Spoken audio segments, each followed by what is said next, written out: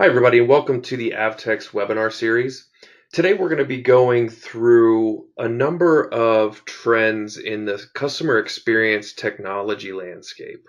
And what we mean by that are the different tools and even trends um, on a topical nature by category that make up the different ways that organizations, employees, and customers use to engage with each other.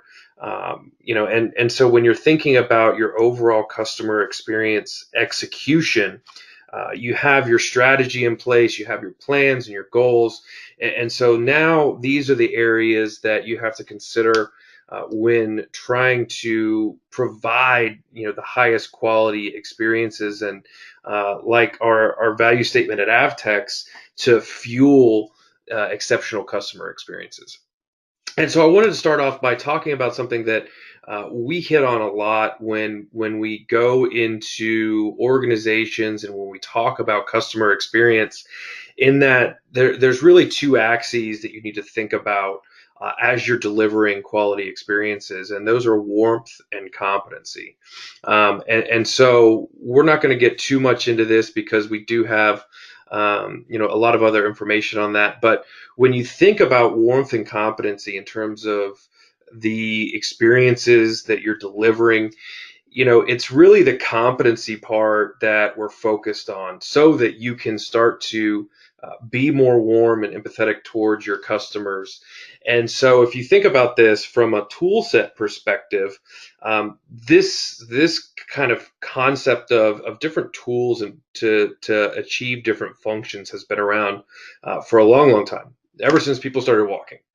So you look at ways to get from a low ground to a high ground. They invented steps, so you didn't have to climb. And then after a long time, we said, you know what, walking up, that's steps is kind of hard.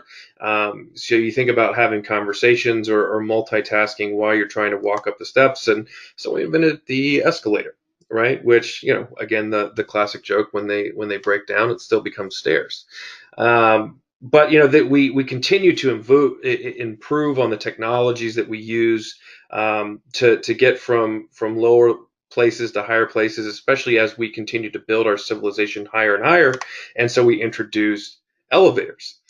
So now the effort level that we have to exert when trying to accomplish this task of going from one level to a next significantly decreases, which allows us to focus on other things, the conversations that we're having with friends and family, the tasks that we have in front of us in terms of if we're shopping or going to work, so that now we're able to utilize different tools and processes to achieve, the fundamental requirements necessary, and we can focus on other things. Or, if you're really adventurous, there's really kind of unique and out there fun ways to get from here to there, or go from one place to the other, like the new jetpacks in water. Haven't tried one personally, but hoping to soon. So the point here is really driven home in the fact that we need technology to be able to execute on the different areas that we're really driving towards. And it usually takes multiple platforms and technologies of coverage to support the interactions that are happening today when we're focused on, as an organization, delivering experiences to employees or customers. But it's a complicated world. So I'm sure all of you can read the very fine print here.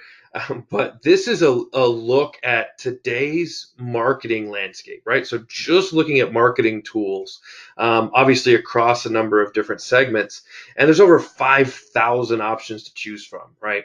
And some of these do cross over into different categories and realms, but the overwhelming sense here is that, gosh, how do I even begin to understand what's right for my organization?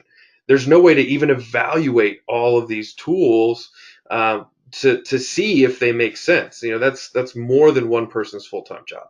And so the goal of today's presentation and today's webinar is really focused around guiding you through the areas that you need to start thinking about from a technology standpoint, from a tool set standpoint, when you're looking to hit those strategic goals you set in place from a CX perspective.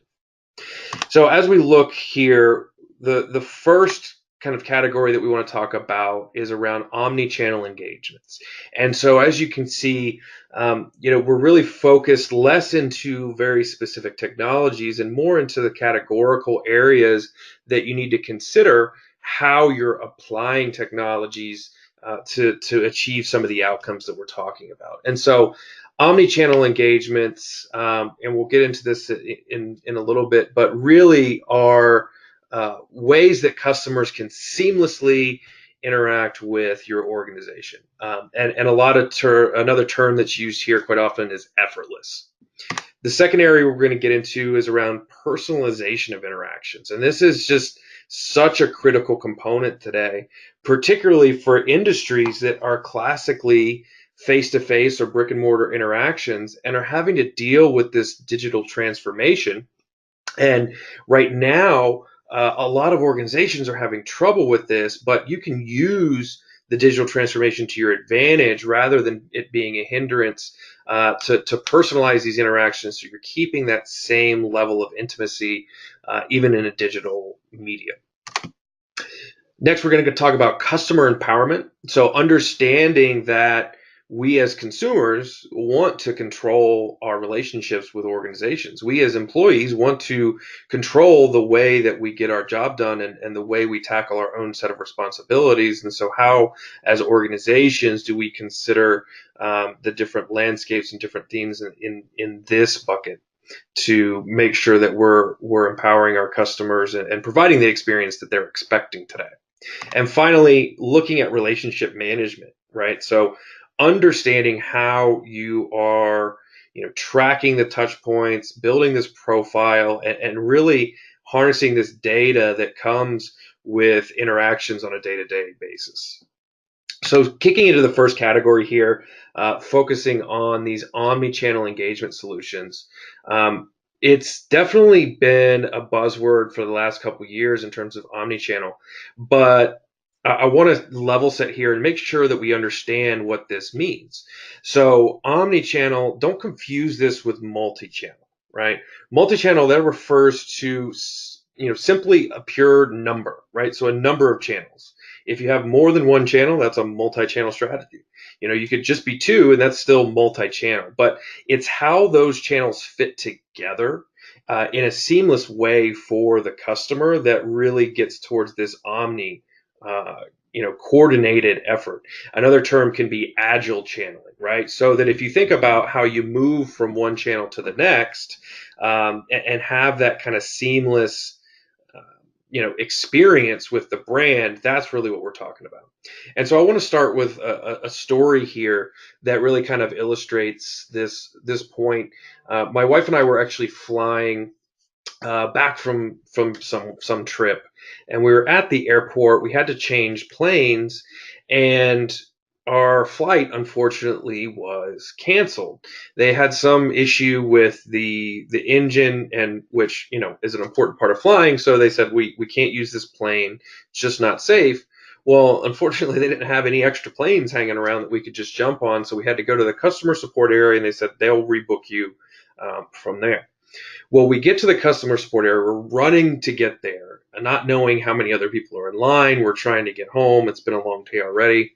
And so we get to this line, and there is a regular line and there's a Premier Access line. Well, there's also nobody, zero people, zero agents at that counter ready to help us out.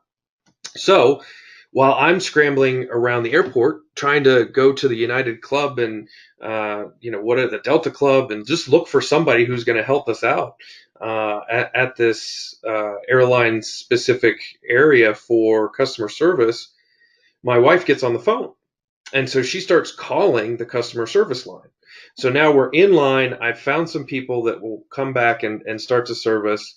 And it's taking a while. We finally get to the front of the line. By this point, my wife is on with an agent on the phone. I've been tweeting with an agent who's handling social media. So now, as customers, we're talking to a person face to face. We're using another expensive channel, which is phone, and I'm tweeting, and none of the people have connected that we're the same person, despite the last name of my wife and I both being Seeds. I don't know if there's a bunch of other John Seeds in the airport that day that they were confusing us with, but this concept of we were using three different channels to solve one problem is one that is pervasive, not just in my scenario, but is costing organizations money and is creating friction in the experience from the consumer. They could have said, if they had one system together, it's, hey, I see that you're talking to so and so at the customer service desk. They're in the best position to help you, but we appreciate your call. Same thing on tweets, but they didn't have that information at their disposal, right? And so from my wife and I standpoint, we're just trying to get on a flight. And so when you consider this, one of the first things that we want to dig into is channel orchestration, right? And optimization through this orchestration really means that it's focusing on the alignment of these channels. So instead of, when you think about multi-channel, kind of the goal there is to just add more channels, right? In hopes that you're going to hit on the ones that your consumers most like to communicate through. When instead you should be focused on how the channels you have today, how you're communicating with your customers today, how that's integrated together, right? So that when that handoff happens, you will make sure that it's seamless, that you have the information passed from one point to another. I think another example that we can all relate to is when you call in to a bank and you have to enter an account number, and then you get on the phone with somebody and you have to enter your account number again, right? That's not very well aligned from a channel orchestration perspective. It's that data that's handed off so that it's just one problem, and you're interacting in multiple ways, but you're still dealing with that one problem, right? So if you look kind of 15 years ago, the average customer used only two touch points when purchasing an item, and only 7% regularly use more than four. Today, customers are using an average of almost six touch points, and 50% are using more than four, right? So you can see where this channel orchestration really becomes important as you're thinking about how all these things fit together across multiple ways of communication. The second one we want to touch on is really around social engagement, right? And social and dialogue is important because this is going to be the most visible form of communication. And it really reinforces the need to be responsive with consumers, right? So we go back to my story about when I was in line tweeting there, the answer, itself in that situation didn't matter. That the social media agent wasn't going to be able to book my flight in a public forum, but it's that responsiveness and being able to see that my needs were at least being understood and listened to, rather than going in a black hole. And so as you think about this, all departments are going to have to respond to social media at some point or another, right? And most organizations don't really have the bandwidth or the resources to dedicate just full-time departments solely to social, right? So you have to think about how that's integrated across the organization, how you're dispersing this responsibility of engaging with your customers throughout your customer experience, depending on where they are at that point in the customer journey. So the final one I want to talk about here is chatbots. Everybody loves chatbots. It seems to be, I see commercials about chatbots. Can't kind of go anywhere without hearing about that and artificial intelligence.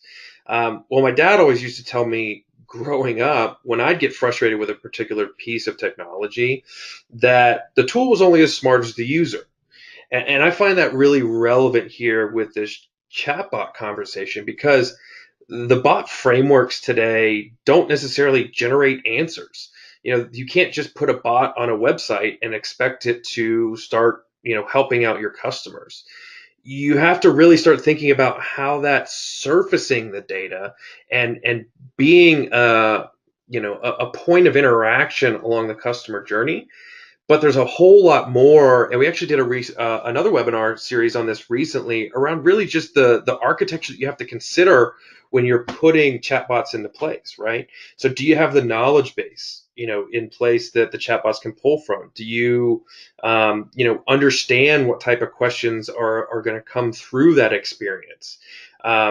Is the rest of the CX technology ecosystem capable and ready to take on the burden of supporting these chatbot interactions, right? So one of the things that you can see here as a theme on Omnichannel is really around understanding how these things not only fit together, but if the organization, and particularly if your customers, are ready to take on the additional channel, and then again, back how that's integrated throughout the experience. So the next big bucket we want to talk about is really around personalization of individual interaction experiences. And as I mentioned before, this is particularly poignant for those organizations that are really being affected by digital transformation, disrupting the core way that they're engaging with their constituents. Because previously in a face-to-face interaction, it's a lot more easy it's a lot easier, excuse me, to really read people's facial expressions, tone, etc.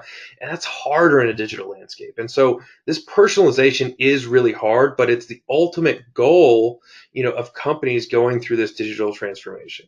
And so going backwards in personal service while driving forward with technology, ways of communication is kind of a fear here. And so, there's technologies that you can utilize in this space to actually get ahead and start to really differentiate yourselves and differentiate the way that you're interacting in a digital component. So the first is around journey mapping. And again, this is journey mapping, kind of as a technology term, not necessarily as an exercise in strategic CX planning. And so one of the most interesting parts to me about doing these journey mapping exercises is, where kind of that strategy and the technology meet. And so thinking about what data you're collecting to really help move along your strategy is important here. There's one of the more interesting components, as I was mentioning, is really when you start to gather this data around what channels, kind of going off the last conversation around omnichannel, what channels from a customer perspective are most important for them to be able to engage a company on versus what the organization thinks, right? There's always a gap there. And so the organization is oftentimes putting a lot of energy and resources into chat, for example, when the customer really wants to engage in, an email capacity or a texting capacity, SMS. So, understanding the ways that your customers want to communicate with you at different parts of this journey is really important. And that's where these journey mapping technologies come into place, right? So the technology is really here to support the research components and the ongoing understanding of the customer path, from exploration to trial, purchase, and then beyond into the loyalty realms.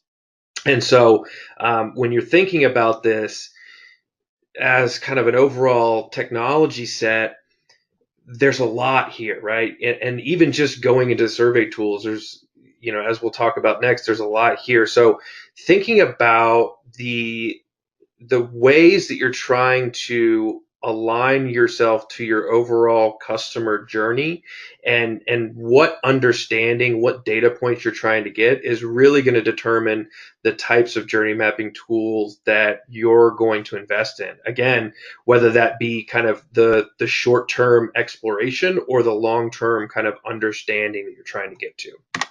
The next kind of category here that's very closely related is really around voice of the customer, right? So the areas that you want to think about when you're looking at voice of the customer are solicited feedback, unsolicited feedback, employee anecdotes about what's happening on the customer front, but also the employee experiences that are going on day to day, how they're utilizing tools and how they're getting their job done and how they feel supported in the organization. There's observational feedback, so directly monitoring what's going on either through digital tools or face human observation. And then there's kind of sharing, which is where you kind of have these different areas across the organization, and you find different ways to connect pieces of data that you're collecting off the different experiences that are happening along the journey. So do you have a voice of the customer tool for each different kind of component of the feedback that you're trying to get? That's fine if there's a good reason or function that allows you to get to a deeper level of insight across all of these different types of feedback that you're trying to get. But one of the things you really need to think about is, where is this data going, right?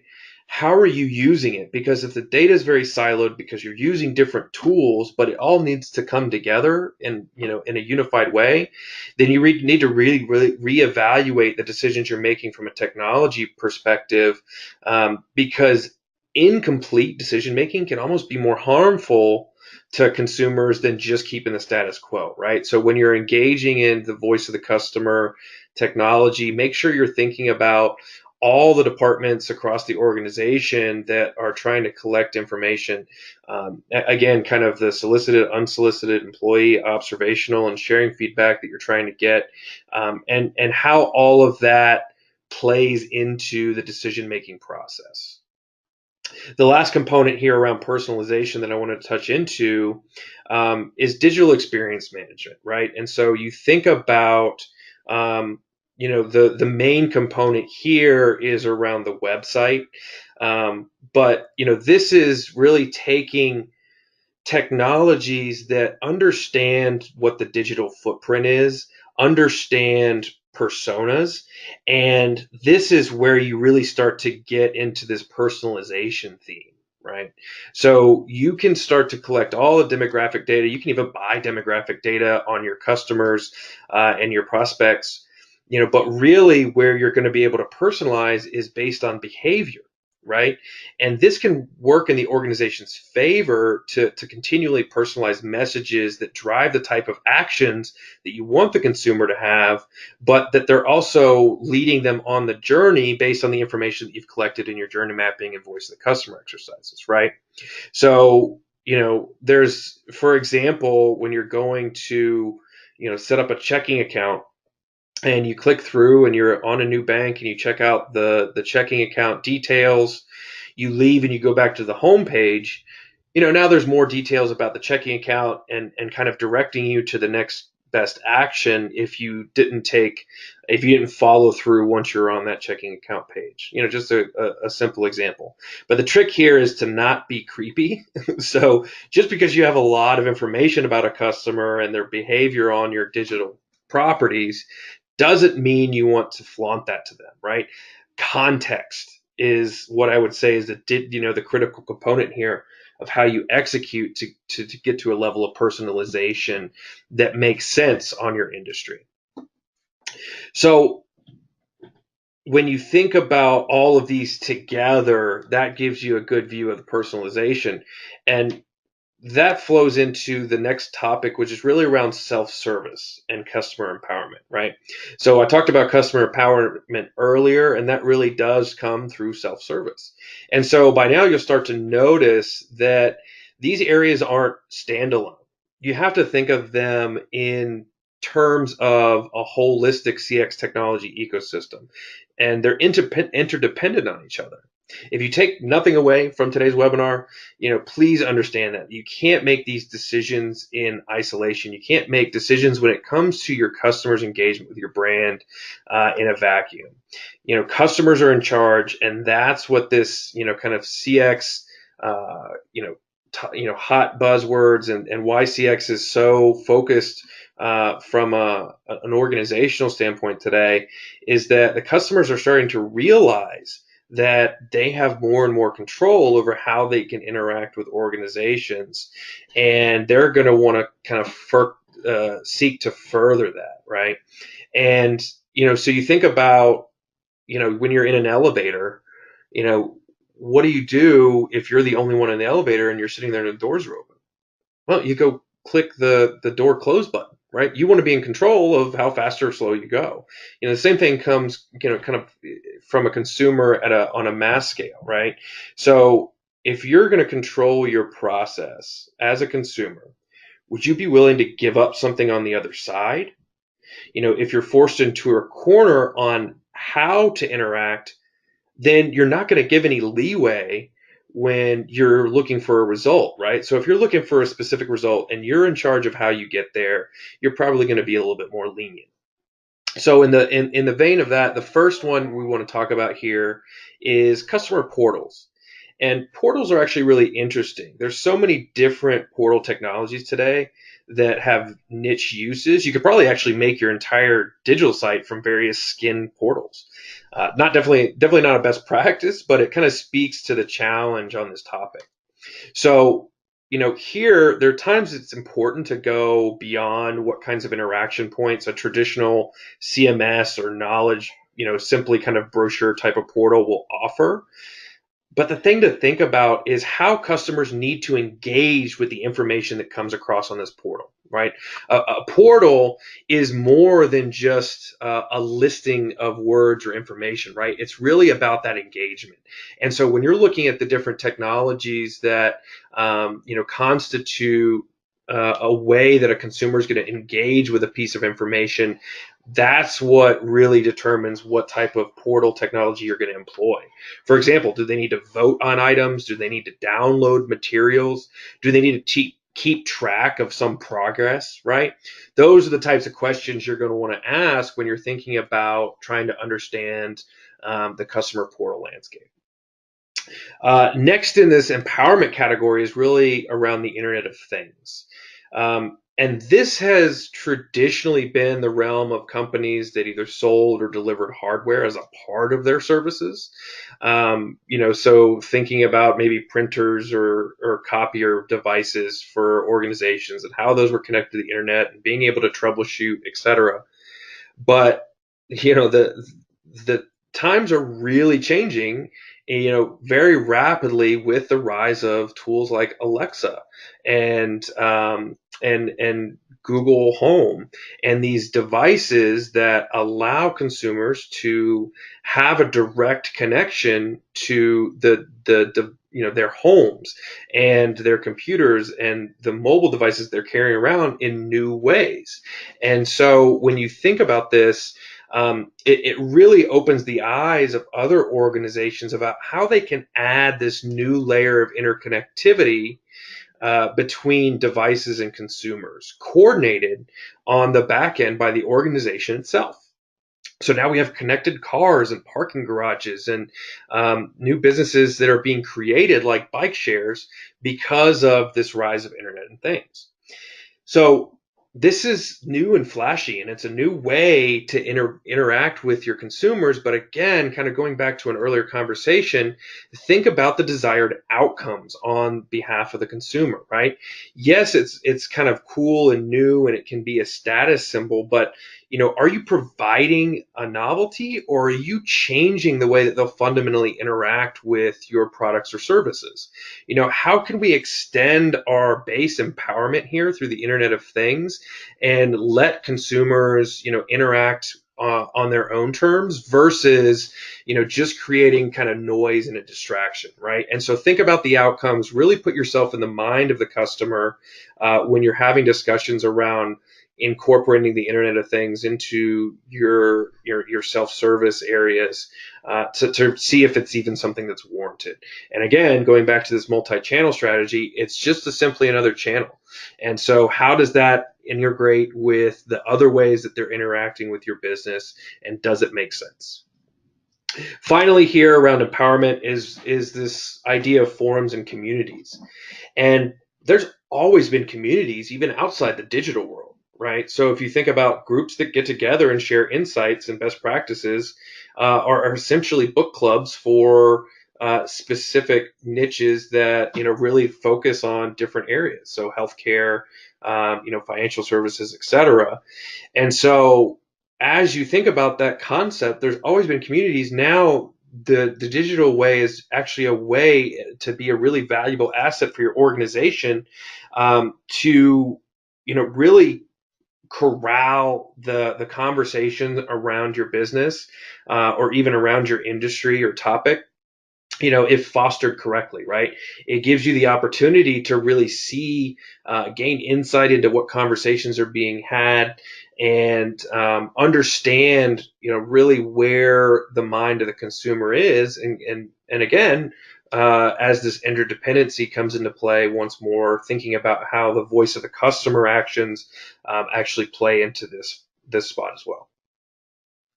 And so finally, want to wrap here with the concept around customer engagement, and really relationship management, right? So this is kind of in my world, or in my view of the customer experience ecosystem, the foundation of the pyramid, right? So you think about how you are collecting all of this disparate information into one single source so that you can actually profile the customer, create these personas, in order to deliver personalized experiences.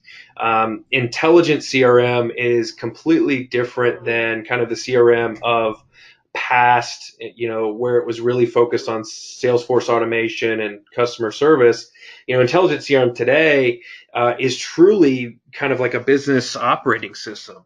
And it's the way that all of your different departments come together, utilizing the customer data in different ways, throughout the customer journey, again, but it's all collected in one system so that those interactions are there. So you're getting that behavior, the employee, engagements are there. So you're really understanding more and more.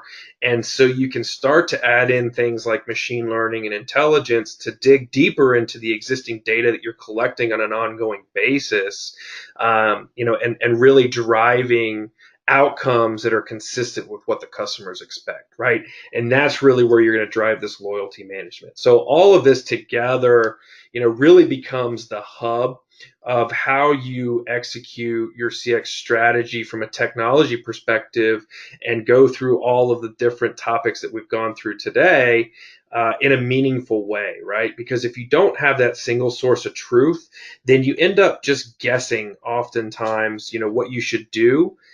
And what that does is it relies on the customer to speak up and tell you, no, that's wrong. Well, as we've discussed today, in that environment of a social landscape, when they do that, they are going to, showcase the inadequacies to the rest of the world. But when you continue to guess and your customers aren't speaking up, it's not because they don't have a problem with what you're doing. They're just leaving. And we've got studies today that show us that customers continue just to leave silently. They don't tell you that they're leaving.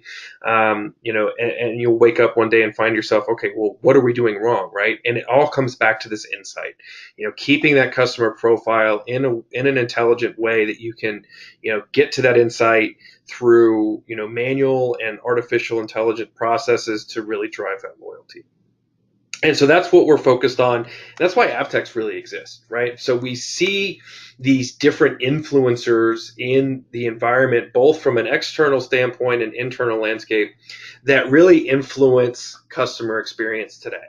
And so we break that down into these different disciplines, and to really try and understand how to make substantive improvements around the CX engagements with our end users, and deliver that, through our consulting practice that has a very kind of, outlined way that you take those steps and set goals to understand and make improvements, around your experiences that make sense for your organization and the resources at hand, and then bringing together a lot of the topics that we talked about today, through the technology services, right? So not just, wishing you well on your way after we put a strategy in place, but actually helping you implement those technologies and support those over time.